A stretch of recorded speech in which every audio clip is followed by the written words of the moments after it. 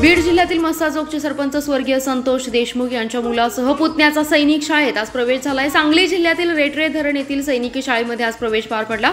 मोठ्या जल्लोषामध्ये संतोष देशमुख यांचा मुलगा विराज आणि पुतण्या सत्यजित देशमुखसह देशमुख कुटुंबाचं स्वागत करण्यात आलं। यावेळी संतोष देशमुख यांच्या पत्नी, मुलगी, भाऊ आणि बहीण इतर कुटुंबीय देखील उपस्थित होते। फुलांचा वर्षाव करत आणि झांज पथकाच्या निनादात स्वागत करण्यात आले। इयत्ता 8वी मध्ये विराज आणि सत्यजित या दोघांनाही प्रवेश घेतला। जल्लोषात स्वागत झाल्यानंतर दोघेही वर्गात दाखल झाले। दोघांनाही संतोष देशमुख यांच्या स्वप्नांची पूर्तता करायची असून दोघांनी इंजिनियर होण्याचं स्वप्न असल्याचं बोलून दाखवले।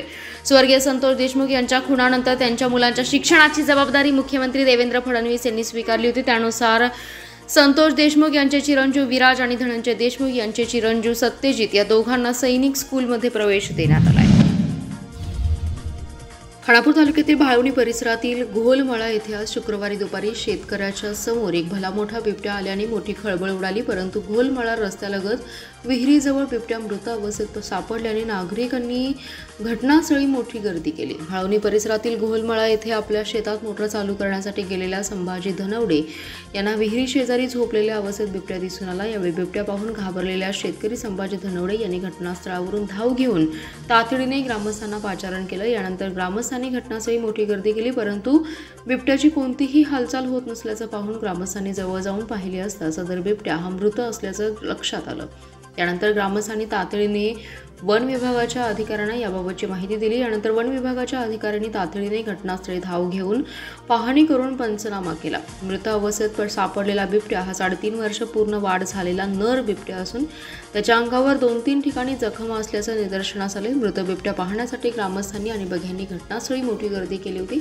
भाळवणी येथे मृत अवस्थेत सापडलेला बिबट्या विट्यामध्ये आणण्यात आला असून शवविच्छेदन केल्यानंतरच बिबट्याचा कशामुळे मृत्यू झाला याचा उलगडा होईल असे वन परिक्षेत्र अधिकारी विलास पवळे यांनी सांगितलं। महापालिका क्षेत्रातील मालमत्ता धारकांनी चालू घरपट्टीची बिले एकरकमी 30 जून अखेर भरल्यास नागरिकांना सामान्य करामध्ये 10% सवलत देण्याचा निर्णय महापालिकेने घेतलाय।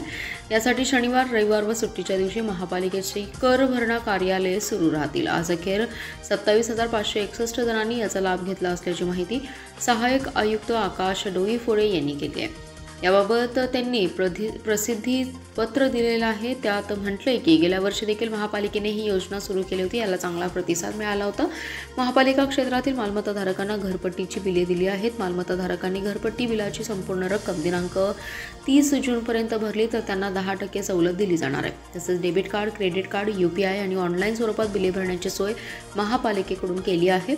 मालमत्ता देयकामधील QR कोडद्वारे देखील नागरिकांना भरता करणार येणार आहे। ते जे मालमत्ताधारक आपल्या मालमत्ता कराचा भरणा ऑनलाईन स्वरूपात करतायत त्यांना गो ग्रीन या माध्यमातून प्रत्येक बिलामध्ये 10 रुपयांची सवलत दिली जाते। आज अखेर ऑनलाईन आणि भरणा केंद्रावर 27,561 इतक्या मिळकत धारकांनी सामान्य करात 10% सवलतीचा लाभ घेतलाय। कर भरण्यासाठी शनिवार, रविवार सुट्टीच्या दिवशी कार्यालये सुरू राहणार आहेत। जगप्रसिद्ध शिराळा नागपंचमीस गतवैभव प्राप्त व्हावं, नागपंचमी दिवशी जिवंत नागाची पूजा करण्याची परवानगी मिळावी अशी शिराळा वासियांची लोकभावना आहे। त्याचा आदर करत केंद्र सरकारने वन्यजीव कायद्यामध्ये खास बाब म्हणून सुधारणा करून पारंपरिक पद्धतीने नागपंचमी साजरी करण्यासाठी परवानगी मिळावी अशी मागणी केंद्रीय गृह व सहकार मंत्री अमितजी शहा यांच्याकडे आमदार सत्यजित देशमुख यांनी नवी दिल्ली येथे भेट घेऊन केली आहे। मुख्यमंत्री देवेंद्र फडणवीस यांच्या मार्गदर्शनाखाली मतदारसंघातील प्रश्नासंदर्भात पाठपुरावा करत असल्याचे आमदार सत्यजित देशमुख यांनी सांगितलं। यावेळी केंद्रीय गृह व सहकार मंत्री अमित शहा यांना शिराळा विधानसभा मतदारसंघातील विविध मागण्यांचे निवेदन आमदार सत्यजित देशमुख यांनी दिलं। याबाबत बोलताना आमदार सत्यजित देशमुख म्हणाले, जगप्रसिद्ध शिराळा नागपंचमीस गतवैभव प्राप्त व्हावे, नागपंचमी दिवशी जिवंत नागाची पूजा करण्याची परवानगी मिळावी अशी भावना नागप्रेमींची आहे। यासाठी खासदार धैर्यशील माने, विधान परिषद आमदार सदाभाऊ खोत, भाजपा जिल्हाध्यक्ष सम्राट महाडिक यांच्यासह याबाबत सतत पाठपुरावा सुरू ठेवलाय।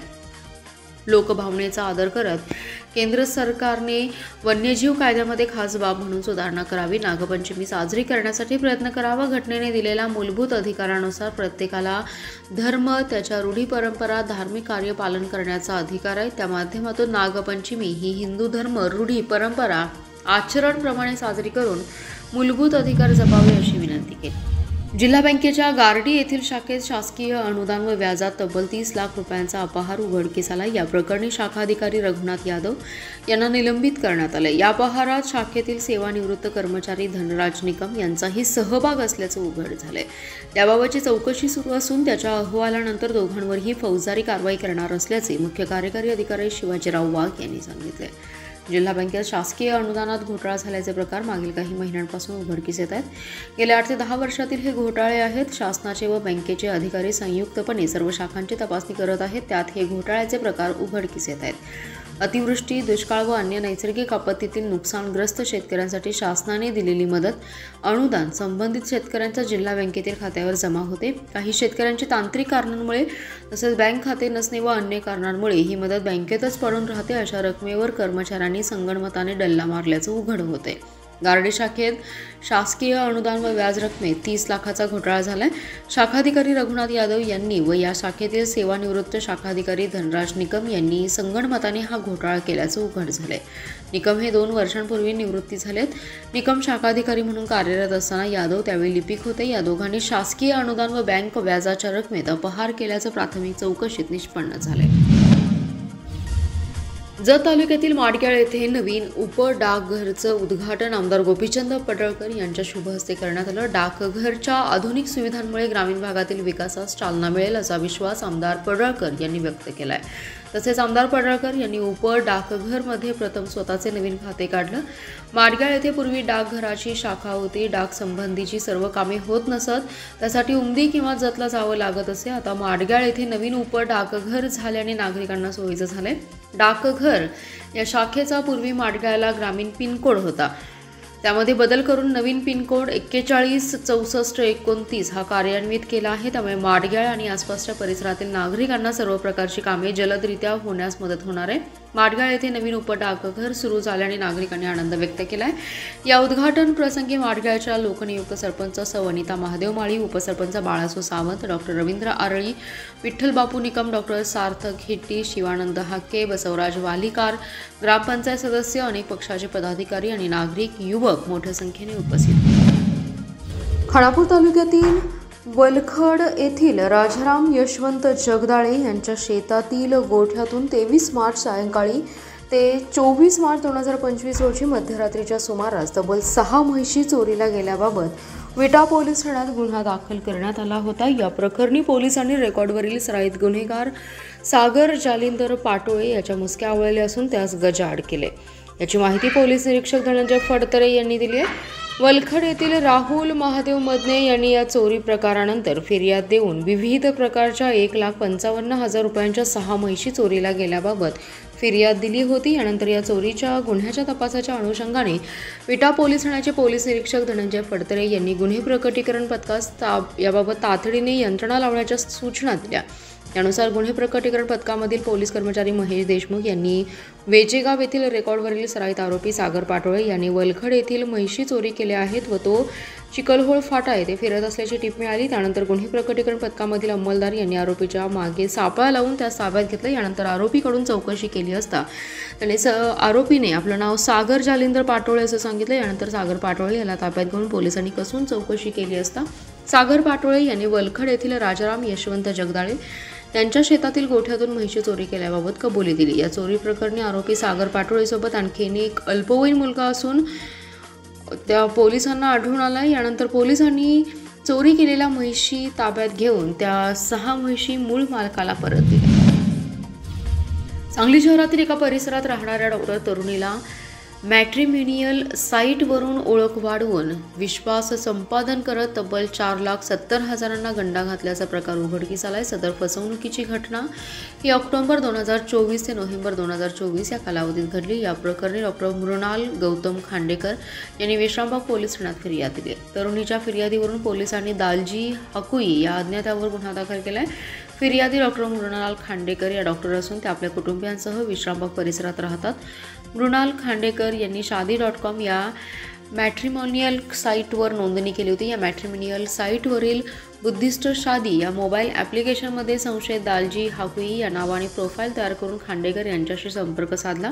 त्यांच्या मोबाईल फोनवरील व्हॉट्सअप तसेच झॅगी ॲपवरून चॅटिंग सुरू झालं. संभाषण करून ओळख वाढवली आणि तरुणीचा विश्वास संपादन केला. यावेळी तरुणीकडून त्या संशयिताने 4,70,000 रुपये घेतले, मात्र ते परत केले नाहीत. आपली फसवणूक झाल्याचं निदर्शनास येताच डॉक्टर मृणाल खांडेकर यांनी विश्रामबाग पोलीस ठाण्यात फिर्याद दिली. त्यांच्या फिर्यादीवरून पोलिसांनी फसवणूक करणाऱ्या संशयिताविरोधात गुन्हा दाखल केला आहे. शेतकऱ्यांना सिंचनासाठी दिवसा वीज पुरवठा करण्यासाठी राज्यात मुख्यमंत्री सौर कृषी वाहिनी योजना 2.0 राबवण्यात येत आहे. जिल्ह्यात 34 प्रकल्प उभारण्यात येणार असून त्यापैकी 11 प्रकल्प कार्यान्वित झालेत. सध्या या प्रकल्पांची क्षमता 207 मेगावॅट झाली आहे. जिल्ह्यातील 21,026 शेतकऱ्यांना दिवसा वीज उपलब्ध झाली आहे. कृषी वाहिन्यांना सौर ऊर्जेद्वारे निर्माण केलेला विजेचा पुरवठा करण्यासाठी केंद्र सरकारच्या PM कुसुम योजनेच्या आधारे राज्यात मुख्यमंत्री सौर कृषी वाहिनी योजना 2.0 राबवण्यात येते. राज्यात उभारण्यात येणाऱ्या 16,000 मेगावॅट क्षमतेच्या जगातील सर्वात मोठ्या विकेंद्रित सौर ऊर्जा निर्मिती प्रकल्पाच्या शृंखलेतील जिल्ह्यातील 11 प्रकल्प कार्यान्वित झाले. त्यामुळे जिल्ह्यातील 39 कृषी वाहिन्यांवरील शेतकऱ्यांना दिवसा वीज पुरवठा सुरू झाला आहे. मुख्यमंत्री सौर कृषी वाहिनी योजना 2.0 अंतर्गत जिल्ह्यात 34 ठिकाणी सौर प्रकल्प प्रस्तावित आहेत. या प्रकल्पांची एकूण क्षमता 207 मेगावॅट आहे. यापैकी 11 प्रकल्प कार्यान्वित झाले असून यांची एकत्रित क्षमता 70 मेगावॅट आहे.